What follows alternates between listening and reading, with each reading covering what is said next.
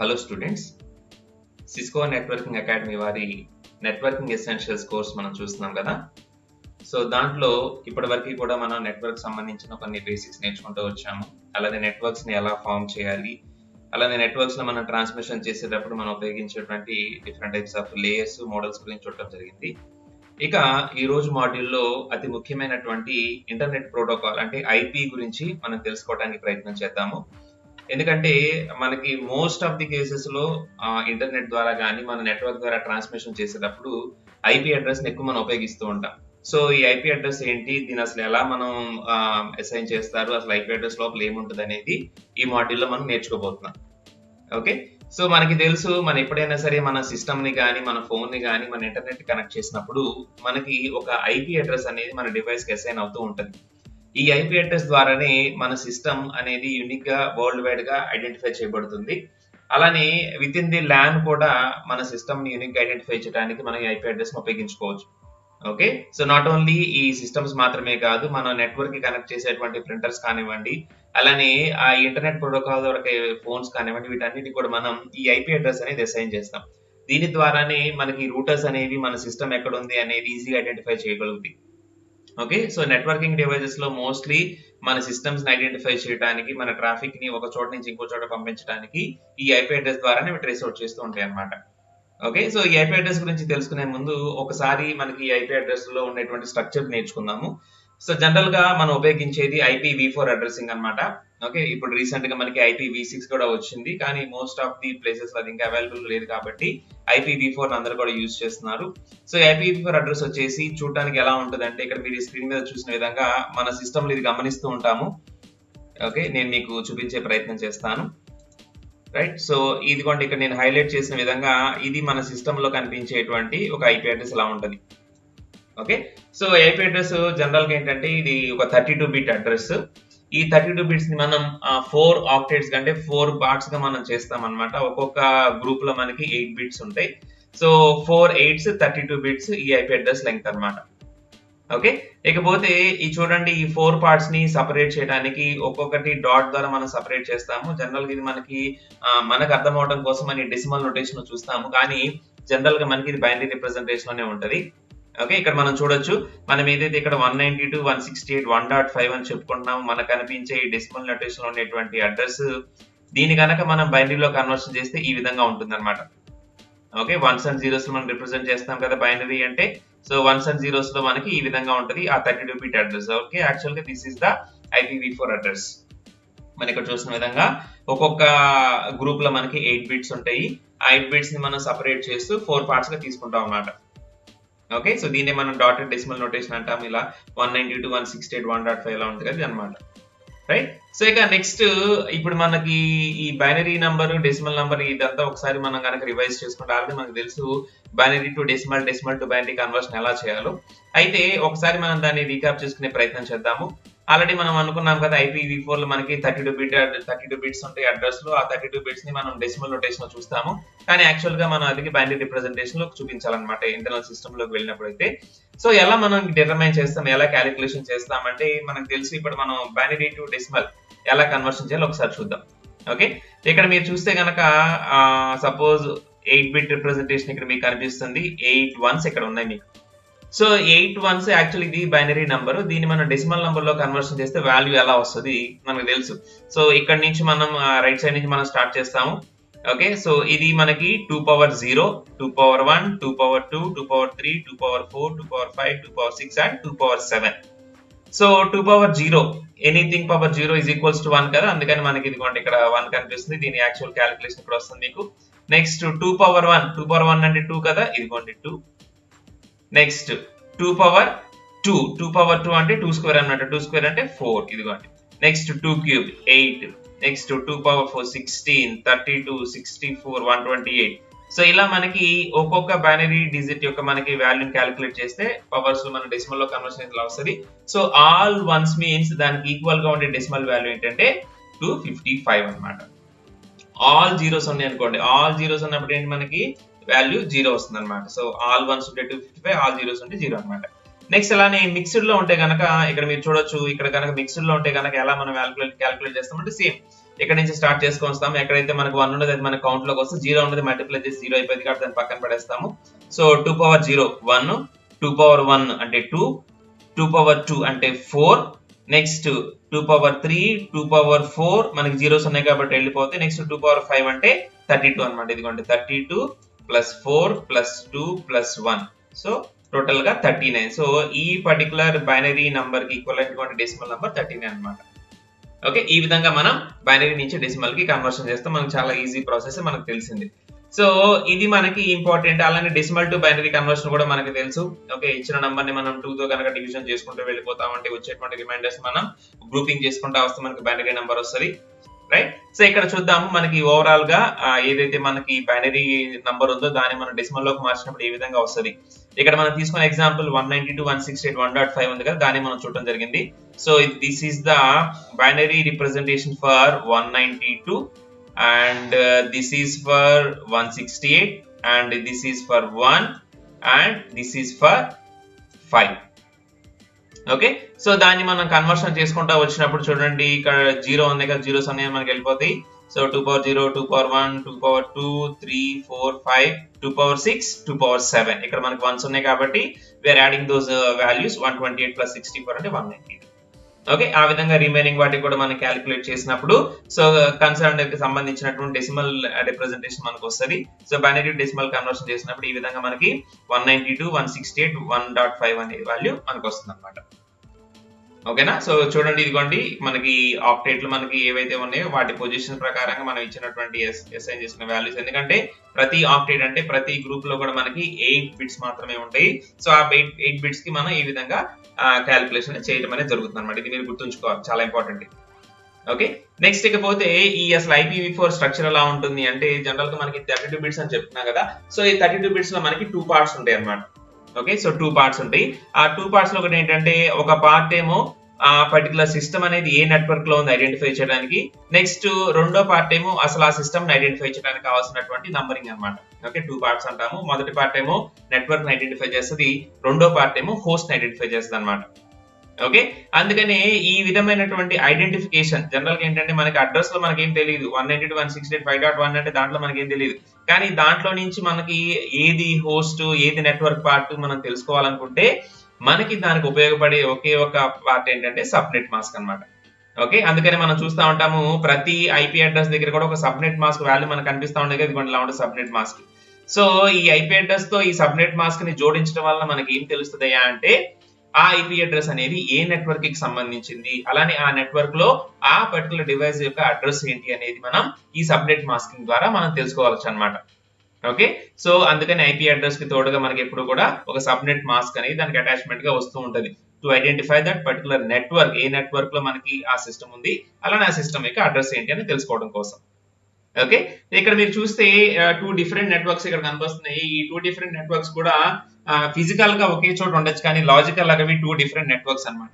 ఎందుకంటే మీరు ఇక్కడ గమనించవచ్చు ఈ పర్టికులర్ గ్రూప్ లో నేను ఇక్కడ ఏదైతే మనకి ఇక్కడ హైలైట్ చేసుకుంటున్నాం చూడండి, ఈ పర్టికులర్ గ్రూప్ లో ఉన్నటువంటి సిస్టమ్స్ అన్ని కూడా 192.168.18 అనే నెట్వర్క్ అడ్రస్ ని కలిగి ఉన్నాయి. అలానే ఇక్కడ మీరు చూస్తే 192.168.5 అనే నెట్వర్క్ అడ్రస్ ని గ్రూప్ కలిగి ఉన్నాయి అన్నమాట. Okay, so 2 different logical networks అంటే ఫిజికల్ గా మేబీ ఒకే బిల్డింగ్ లో ఉండొచ్చు, కానీ ఇవి లాజికల్ గా 2 డిఫరెంట్ నెట్వర్క్స్ అన్నమాట. ఓకే, ఇక్కడ మనకి చూస్తే కనుక ఈ పర్టికులర్ కాంటెక్స్ట్ లో ఈ 192.168.5 అనేది మనం ఈ నెట్వర్క్ ఐడెంటిఫికేషన్ గా ఉపయోగిస్తాం, అలానే ఈ 11 అనేది ఏమో హోస్ట్ ఐడెంటిఫికేషన్ కోసం ఉపయోగిస్తాం అన్నమాట. అలానే ఇక్కడ చూస్తే 192.168.18 అనేది ఏమో ఇక్కడ మనం నెట్వర్క్ ఐడెంటిఫికేషన్, అలానే 11, 22 ఇవన్నీ కదా ఇవేమో సిస్టమ్ ఐడెంటిఫికేషన్ మనం ఉపయోగిస్తాం అన్నమాట. ఓకే, ఇక నెక్స్ట్ అసలు ఈ ఐపీ అడ్రస్ ని సబ్నెట్ మాస్క్ ని ఉపయోగించి ఎలా మనం నెట్వర్క్ అడ్రస్ క్యాలిక్యులేట్ చేస్తాము, ఎలా హోస్ట్ అడ్రస్ క్యాలిక్యులేట్ చేస్తామంటే దానికోసం మనం ఉపయోగించుకునే ఆపరేషన్ ఏంటంటే లాజికల్ అండ్ అన్నమాట. ఓకే, సో లాజికల్ అండ్ అంటే మనకు తెలుసు కదా. సో అండ్ ఆపరేషన్ చేసినప్పుడు ఏ విధంగా మనకు రిజల్ట్స్ వస్తాయి, 2 బిట్స్ మధ్య మనం అండ్ చేసినప్పుడు సో ఆ 2 బిట్స్ కనుక 1 అయితే 1 అండ్ 1 ఓన్లీ గివ్స్ 1. సో అది కాకుండా మిగతా ఏ కాంబినేషన్స్ వేసినా సరే మనకి రిజల్ట్ అనేది 0 వస్తూ ఉంటది. ఇది మనకి బేసిక్ రూల్ మనకు తెలిసిందే. సో 1 అండ్ 1 చేసినప్పుడు మాత్రమే అండ్ ఆపరేషన్ లో 2 సైడ్లు 1 ఉన్నప్పుడు మాత్రమే మనకి 1 వస్తుంది. రిమైనింగ్ ఏ కాంబినేషన్ వేసినా సరే మనకి రిజల్ట్ అనేది 0 వస్తుంది అనమాట. ఈ ఆపరేషన్ మీరు గుర్తుపెట్టుకోవాలి. ఎందుకంటే నెట్వర్క్ అడ్రస్ సబ్నెట్ మాస్క్ ఈ రెండింటిని మనం అండ్ చేయబోతున్నాం. లాజికల్ అండ్ చేస్తాము to identify network and to identify host. Okay, ఏదైతే మనకి ఐపీ అడ్రస్ చెప్పుకుంటున్నాం ఆ ఐపీ అడ్రస్ ని సబ్నెట్ మాస్క్ చేస్తాం అన్నమాట. ఇక్కడ చూడొచ్చు. సో ఇక్కడ చూడండి, ఈ కాంటెక్స్ట్ లో మనకి 192.168.10.10 అనేది ఇక్కడ మనం తీసుకున్నటువంటి ఐపీ అడ్రస్. అలానే దానికి అసోసియేట్ అయినటువంటి సబ్నెట్ మాస్క్ 255.255.0 ఈ సబ్నెట్ మాస్క్ అనేది దానికి అసోసియేటివ్. ఇప్పుడు ఈ రెండింటి సహాయంతో అసలు మన నెట్వర్క్ పార్ట్ ఏంటి, హోస్ట్ పార్ట్ ఏంటి మనం క్యాలిక్యులేట్ చేయబోతున్నాం. ఎలా చేస్తామో చూడండి. ఇచ్చినటువంటి ఐపీ అడ్రస్ ఉంది కదా, సో 192.168.10.10 ఫస్ట్ దాన్ని బైనరీ లో కన్వర్షన్ చేసుకోండి. నెక్స్ట్ ఏదైతే మనకి సబ్నెట్ మాస్క్ ఇచ్చారో దాన్ని కూడా మనం బైనరీలో కన్వర్షన్ చేసుకున్నాము. ఇప్పుడు ఈ రెండు బైనరీ నంబర్స్ మధ్యలో మనం అండ్ చేయబోతున్నాం. ఓకే, సో లాజికల్ అండ్ చేసినప్పుడు ఇక్కడ చూడండి, ఇక్కడ 0 ఉంది, ఇక్కడ 1 ఉంది. సో 0 and 1, 0 and 1 అంటే 0 అన్నమాట. Next 0 and 1, 0. So 0 and 1, 0. So ఈ విధంగా మనకు జరుగుతూ ఉంటుంది. అలానే ఇక్కడికి వస్తే చూడండి 1 and 1, 1. ఓకే, అలాగే ఇక్కడ 1 and 1, 1 అన్నమాట. ఓకే, సో ఈ విధంగా మనం ఫస్ట్ ఆక్టేట్ క్యాలిక్యులేట్ చేసాం. అలానే రిమైనింగ్ 3 ఆక్టేట్స్ కూడా క్యాలిక్యులేట్ చేసినప్పుడు మనకి రిజల్ట్ ఎలా వస్తుందంటే చూడండి, ఈ నంబర్ అలానే ఈ బైనరీ నంబర్ వచ్చింది. ఓకే, సో దాన్ని మనం డెసిమల్ లో కన్వర్షన్ చేసుకుంటే కనుక 192.168.10.0. ఓకే, సో ఇక్కడ మనకు వచ్చినటువంటి ఈ 192.168.10 అనేది మన ఐపీ అడ్రస్ లో ఉన్నటువంటి నెట్వర్క్ పార్ట్. సో అది మన నెట్వర్క్ ఐడెంటిఫై చేస్తుంది. అండ్ దిస్ 0 అంటే ఇక్కడ మన ఆల్రెడీ ఈ 0 ప్లేస్ లో మనకి సిస్టమ్ కోసం ఒక అడ్రస్ పెట్టుకున్నాం కదా, అది మన హోస్ట్ పార్ట్ అన్నమాట. సో సబ్నెట్ మాస్క్ ద్వారా మనకి ఏం తెలుస్తుంది అంటే ఇచ్చిన ఐపీ అడ్రస్ లో నుంచి నెట్వర్క్ పార్ట్ ఏంటనేది మనం క్యాలిక్యులేట్ చేయొచ్చు అన్నమాట. గుర్తుపెట్టుకోండి. అందుకనే మనం ప్రతి ఐపీ అడ్రస్ కూడా ఒక సబ్నెట్ మాస్క్ అసోసియేట్ చేసి ఉంచుదాం. ఓకే, నెక్స్ట్ ఇందాక మనం చెప్పుకున్న విధంగానే మనం ఏదైతే ఐపీ అడ్రస్ వెతుకుతున్నామో అది మన లోకల్ నెట్వర్క్ లో ఉందా లేకపోతే బయట ఉందా తెలుసుకోవాలి అంటే, అంటే ఏ నెట్వర్క్ కి సంబంధించింది మనం తెలుసుకోవాలి అంటే దానికి కరెక్ట్ అయిన ఆన్సర్ ఏంటంటే సబ్నెట్ మాస్క్ ద్వారా మనం తెలుసుకోవచ్చు అన్నమాట. ఓకే, సో ఇచ్చినటువంటి ఐపీ అడ్రస్ ని మన దాని సబ్నెట్ మాస్క్ తో కనుక లాజికల్ అండ్ ఆపరేషన్ అప్లై చేసినప్పుడు వీ కెన్ ఐడెంటిఫై ఆ పర్టికులర్ సిస్టమ్ అనేది ఏ నెట్వర్క్ కి సంబంధించి అనేది మనం ఈజీగా క్యాలిక్యులేట్ చేసుకోవచ్చు నాకు చూపించిన విధంగా.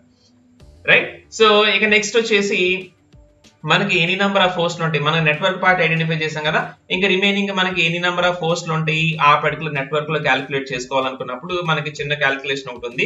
సపోజ్ సబ్నెట్ మాస్క్ కనుక 255.255.0 ఎంత మనం చూసిన కనుక తీసుకుంటే దీంట్లో ఈ ఫస్ట్ 3 ఆక్టేట్స్ అంటే 3 8s 24 బిట్స్ ని మనం నెట్వర్క్ కోసం ఉపయోగించుకుంటున్నాము. రిమైనింగ్ 8 బిట్స్ ఉన్నాయి చూసారా, ఈ 8 బిట్స్ సహాయంతో మనం హోస్ట్ ని కాన్ఫిగర్ చేసుకోవచ్చు అన్నమాట. అంటే ఈ టోటల్ 32 బిట్స్ లో 24 బిట్స్ ఏమో మనకి దేనికి వెళ్ళిపోయినాయి, నెట్వర్క్ వెళ్ళిపోయినాయి. రిమైనింగ్ 8 బిట్స్ హోస్ట్ కొనే కదా, సో ఆ 8 బిట్స్ ద్వారా మనం ఈ నెట్వర్క్ లో ఎన్ని హోస్ట్లు ఉండొచ్చో క్యాలిక్యులేషన్ చేస్తాం. గుర్తుపెట్టుకోండి. ఓకే, సో వన్స్ అండ్ వెళ్ళిపోయిన రిమైనింగ్ జీరోస్ ఉన్నది వాటి చేస్తాం అన్నమాట. ఎలా చేస్తాం, సింపుల్ 2 పవర్ క్యాలిక్యులేషన్ చేస్తే సరిపోతుంది. సో ఈ రిమైనింగ్ ఎన్ని బిట్స్ 8 బిట్స్ ఉన్నాయి కదా, సో 2 పవర్ 8. సో 2 పవర్ 8 అంటే 256 అన్నమాట. సో 8 బిట్స్ తో మనం కాన్ఫిగర్ చేయగలిగే సిస్టమ్స్ ఏంటంటే 256. అయితే ఇక్కడ గుర్తుపెట్టుకోవాల్సింది ఏంటంటే ఈ 256 లో కూడా ఒక 2 అడ్రస్లు మనం ఉపయోగించకూడదు. అవి ఏంటంటే once, all once, all zeros. అంటే ఇక్కడ మనం కాంబినేషన్ వేసుకుంటే వెళ్తాం కదా, ఆల్ జీరోస్, ఆల్ వన్స్, ఈ 2 అడ్రస్లు మాత్రం మనం సిస్టమ్స్ కి అసైన్ చేయం. సో టోటల్ గా మనకి పాసిబుల్ హోస్ట్ కాన్ఫిగరేషన్స్ ఎన్నయ్యా అంటే 256 మైనస్ 2 అంటే 254 మాత్రమే మనం ఇక్కడ సిస్టమ్స్ మెయింటైన్ చేయొచ్చు. సో మనకి హోస్ట్ పార్ట్ లో కనుక n బిట్స్ ఉంటే, n number of bits n కనుకుంటే మనం పాసిబుల్ సిస్టమ్స్ కాన్ఫిగరేషన్ ఎన్నయ్యా అంటే 2 పవర్ n మైనస్ 2. గుర్తుపెట్టుకోవాలి, 2 పవర్ n మైనస్ 2 అన్నమాట. సో ఆ 2 ఏంటయ్యా అంటే ఆల్ జీరోస్, ఆల్ వన్స్ మనం ఆ సిస్టమ్స్ కి అసైన్ చేయకూడదు కాబట్టి ఆ రెండింటిని వదిలేస్తాం. అందుకని మనకి ఇక్కడ 8 బిట్స్ అన్నాం కదా, సో 2 పవర్ 8 అంటే 256. సో 256 లోంచి 2 తీసేస్తే వచ్చే 254 ఇక్కడ మనకి కాన్ఫిగర్ చేయగలిగిన హోస్ట్ నంబర్స్ అన్నమాట. గుర్తుపెట్టుకోండి, ఈ విధంగా మనం నంబర్ ఆఫ్ హోస్ట్ ని క్యాలిక్యులేట్ చేసుకోవచ్చు. ఇకపోతే ఈ ఐపీ అడ్రస్ అన్నింటినీ కూడా ఈజీగా మనకి యూజ్ చేసుకోవడానికి వాటిని కొన్ని క్లాసుల అడ్రసింగ్ అని చెప్పి వాటిని డివిజన్ చేయడం జరిగింది. జనరల్ గా వాటిని గ్రూపింగ్ చేసినప్పుడు వాటికి ఉండేటువంటి నెట్వర్క్ పార్ట్, హోస్ట్ పార్ట్ వీటిని బేస్ చేసుకొని వాటిని క్లాస్ ఏ, క్లాస్ బి, క్లాస్ సి అని చెప్పి డిఫరెన్షియేట్ చేయడం జరిగింది. అలానే క్లాస్ డి, క్లాస్ సి మనం ఎక్కువ ఉపయోగించము, ఏబిసి వరకు మాత్రమే ఎక్కువ ఉపయోగిస్తూ ఉంటారు. ఓకే, ఇకపోతే ఈ క్లాసెస్ లో ఎలా ఉంటది, ఐపీ అడ్రస్ రేంజ్ ఎలా ఉంటది అనేది ఒకసారి చూడొచ్చు. సో క్లాస్ ఏ లో చూడండి, ఇక్కడ మీకు ఆల్ జీరోస్ నుంచి 127.00 అంటే 127.0.0 వరకు ఉంది. ఈ /8 అన్నారు చూసారా, ఈ స్లాష్ తర్వాత ఉండే ఈ 8 అనే నంబర్ ఏం స్పెసిఫై చేస్తుంది అంటే ఎన్ని number of bits network part కోసం అసైన్ చేసి ఉంచారో చెప్పింది అనమాట. ఓకే, అంటే ఇక్కడ ఏంటి 0.0.0.04 జీరోస్ తర్వాత /8 అన్నారు కదా, అంటే ఈ ఐపీ అడ్రస్ లో మొదటి 8 బిట్స్ నెట్వర్క్ పార్ట్ కోసం, రిమైనింగ్ 24 బిట్స్ హోస్ట్ పార్ట్ కోసం అని అనమాట. ఓకే, సో మొదటి 8 బిట్స్ తర్వాత అంటే మనకి ఇక్కడ ఏమొస్తుంది రేంజ్ అంటే, సో 00 నుంచి 127 వరకు ఉండేటువంటి ఈ ఐపీ అడ్రస్ అన్ని కూడా క్లాస్ ఏ కి సంబంధించినవి. క్లాస్ ఏ కి సంబంధించిన మీరు చూడొచ్చు, క్లాస్ ఏ కి సంబంధించినవి. సో క్లాస్ ఏ లో మనకి టోటల్ పాసిబుల్ నెట్వర్క్స్ ఎన్ని అంటే 128. ప్రతి ఒక్క నెట్వర్క్ లో కూడా మనం చాలా నెంబర్ ఆఫ్ హోస్ట్లు చేసుకోవచ్చు, ఎందుకంటే 24 బిట్స్ అంటే 2/24 చాలా పెద్ద నెంబర్. అది ఇంచుమించుగా ఎంత ఉంటుంది అంటే 1,67,00,000 వరకు, అంటే 1,67,00,000 సిస్టమ్స్ వరకు ఒక్కొక్క నెట్వర్క్ లో మనం మెయింటైన్ చేసుకోవచ్చు. ఇది చాలా పెద్ద నెట్వర్క్ అన్నమాట. ఓకే, హ్యూజ్ నెట్వర్క్స్ లో మనం ఎప్పుడైతే నంబర్ ఆఫ్ సిస్టమ్స్ ఎక్కువ ఉంటే దీన్ని ఉపయోగించడం జరిగింది. So most of the cases మనకి ఇది ఉండదు కాబట్టి మనకి దీని గురించి పెద్ద వరి అవ్వాల్సిన అవసరం లేదు. నెక్స్ట్ కొంచెం ఆప్టిమల్ గా ఉండేది ఏంటంటే class B. So class B ఎక్కడి నుంచి స్టార్ట్ అయ్యింది, 128.0.0 నుంచి స్టార్ట్ అయ్యి 191.255.00 దగ్గర ఎండ్ అవుతుంది అనమాట. సో ఇక్కడ మీరు చూడొచ్చు /16 ఇచ్చారు కదా. సో 16 అంటే ఏంటంటే 16 బిట్స్ ని నెట్వర్క్ పార్ట్ కోసం అసైన్ చేయడం జరిగింది. సో 16 బిట్స్ నెట్వర్క్స్, అలానే 16 బిట్స్ ఏమో హోస్ట్ అన్నమాట. ఓకే, సో ఇక్కడ మీరు చూడొచ్చు క్లాస్ బి లో మనకి పాసిబుల్ నెట్వర్క్స్ ఎన్ని అంటే 16,384. అలానే ఒక్కొక్క నెట్వర్క్ లో మనం ఎన్ని హోస్ట్లు మెయింటైన్ చేయొచ్చు అంటే 65,534. ఓకే, సో ఎందుకంటే 16 బిట్స్ మనకు హోస్ట్ ఉంది కదా, సో 2/16 అంటే 65,536. దాంట్లోంచి 2 తీసేసి 65,534 హోస్ట్ మనం మెయింటైన్ చేసుకోవచ్చు అనమాట. ఓకే, ఇది కూడా పెద్ద నెట్వర్క్స్ ఎక్కడైతే మనకి పెద్ద పెద్ద ఆర్గనైజేషన్ ఉంటే వాటిలో ఉపయోగించడం జరిగింది. ఇకపోతే విరివిగా మన అందరికి అందుబాటులోకి ఉండేది ఏంటంటే క్లాస్ ఈ నెట్వర్క్. ఇది మనం విరివిగా చూస్తూనే ఉంటాము.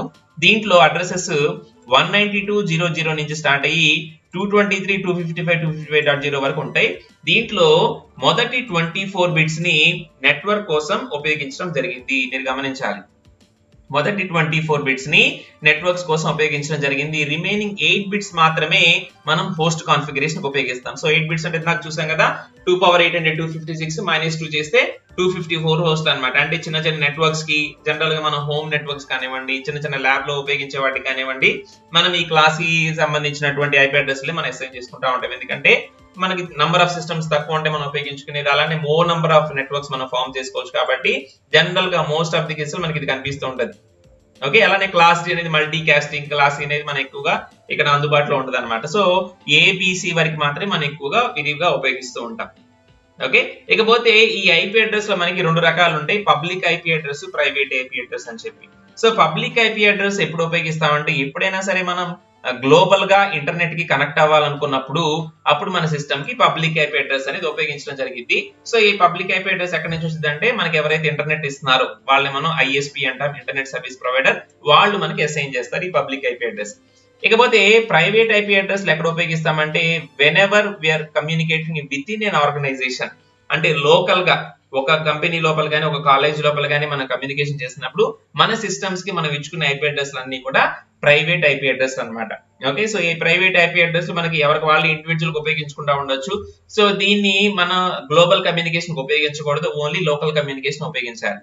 ఇకపోతే ఏ అడ్రస్ మనం ప్రైవేట్ ఐపీ అడ్రస్ ఉపయోగించచ్చా అంటే ఇదిగోండి ఇక్కడ మనం స్పెసిఫై చేసిన విధంగా 10.0s, అలానే 172.16, అలానే 192.168. సో ఈ రేంజ్ లో ఉండేటువంటి ఐపీ అడ్రస్ మనం ప్రైవేట్ ఐపీ అడ్రస్ లుగా మన లోకల్ కమ్యూనికేషన్ మన సిస్టమ్స్ కి అసైన్ చేసుకోవచ్చు అన్నమాట. ఓకే, గుర్తుపెట్టుకోండి, ఇదిగో 10 రేంజ్ లో ఉండేవి, 172.16 రేంజ్ లో ఉండేవి, 192.168 రేంజ్ లో ఉండేవి. వీటిని మనం ప్రైవేట్ ఐపీ అడ్రస్ లో విత్ ఇన్ మనకు ల్యాన్ అంటే within network, within an organization local communication మనం ఉపయోగిస్తాం. కానీ ఎప్పుడైతే మనకి ఇంటర్నెట్ కావాలో మనం అప్పుడు పబ్లిక్ ఐపీ అడ్రస్ లోకి వెళ్ళిపోవాలి. ఓకే, సో చూడండి ఏదైతే మనకి ఇందాక మనం చెప్పుకున్నాం, మన within the LAN, within organization మనకి ప్రైవేట్ ఐపీ అడ్రస్ ఉంటుంది, కానీ ఇంటర్నెట్ కావాలంటే మనకి పబ్లిక్ ఐపీ అడ్రస్ కావాలి. సో 2 రకాల ఐపీ అడ్రస్ మనం తెచ్చుకోవాలంటే కొంచెం కష్టంగా ఉంటుంది, మేనేజ్ చేయాలంటే కష్టంగా ఉంటుంది. కాబట్టి సో మనకి ఇంటర్నెట్ కి మధ్యలో ఒక పర్టికులర్ ఫంక్షనాలిటీ ఏం రన్ అవుతా ఉంటుంది అంటే నాట్ అన్నమాట. ఓకే, నెట్వర్క్ అడ్రస్ ట్రాన్స్లేషన్ అని ఒకటి రన్ అవుతూ ఉంటుంది. సో ఈ నెట్వర్క్ అడ్రస్ ట్రాన్స్లేషన్ ఎక్కడ ఉంటుంది అంటే ఎక్కడి నుంచి అయితే, అంటే జనరల్ గా మనం ఒక సపోజ్ ఒక మోడెం పెట్టుకున్నాం అనుకోండి, వైఫై రూటర్ మనకి వస్తున్నాయి కదా బిఎస్ఎన్ఎల్ ఎఫ్టిటిహెచ్, ఆ బిఎస్ఎన్ఎల్ ఎఫ్టిటిహెచ్ లో మనకి నాట్ రన్ అవుతూ ఉంటుంది. ఆ ఎఫ్టిటిహెచ్ కి ఎక్కడైతే మనకి ఇంటర్నెట్ కనెక్షన్ వస్తూ ఉంటుందో దానికి పబ్లిక్ ఐపీ అడ్రస్ అసైన్ అయి ఉంటుంది.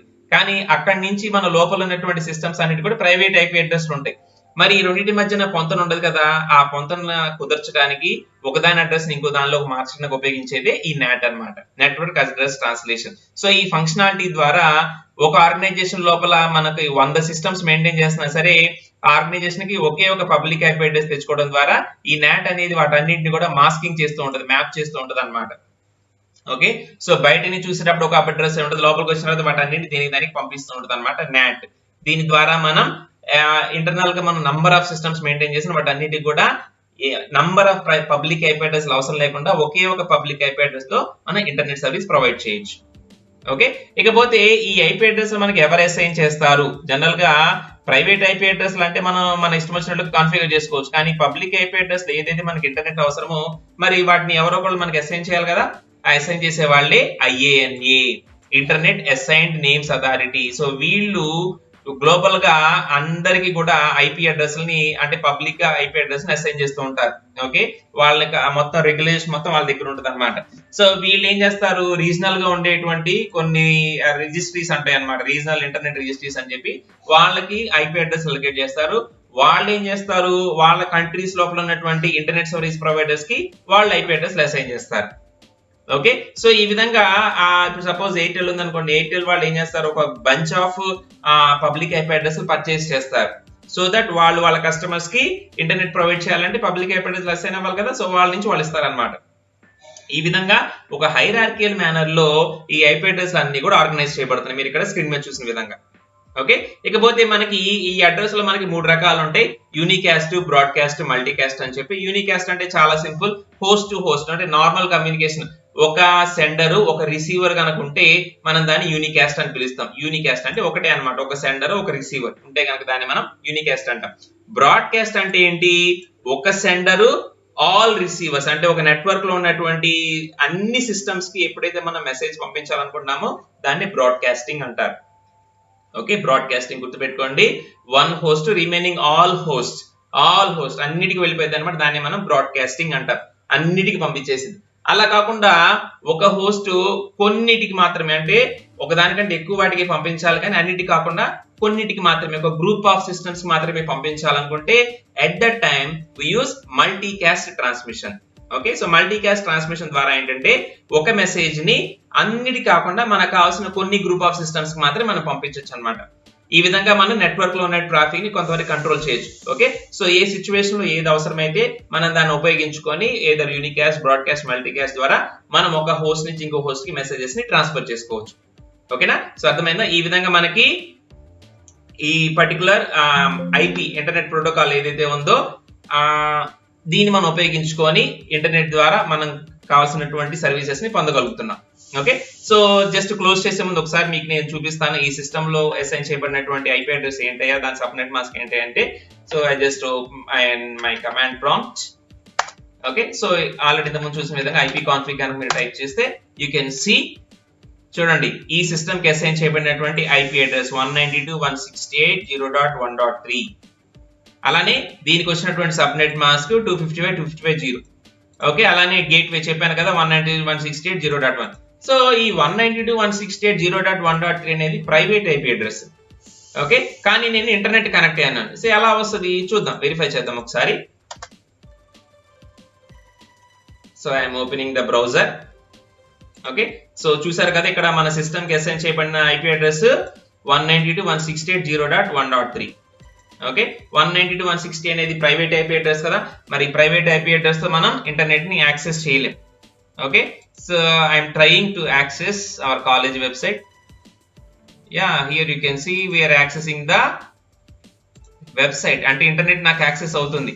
ఎలా యాక్సెస్ అవుతుంది అంటే ఏదైతే బిఎస్ఎన్ఎల్ ఎఫ్టిటిహెచ్ మోడెం నేను కనెక్ట్ అయి ఉన్నానో ఆ మోడెం లో ఉన్నటువంటి నాట్ నెట్వర్క్ అడ్రస్ ట్రాన్స్లేషన్ తన పబ్లిక్ ఐపీ అడ్రస్ ని ద్వారా నాకు కమ్యూనికేషన్ చేస్తుంది. సో ఎలా తెలుసుకోవచ్చు నాకు అసైన్ చేయబడిన పబ్లిక్ ఐపీ అడ్రస్ అంటే, సో సింప్లీ మీ బ్రౌజర్ లో what is my IP address అని టైప్ చేయండి.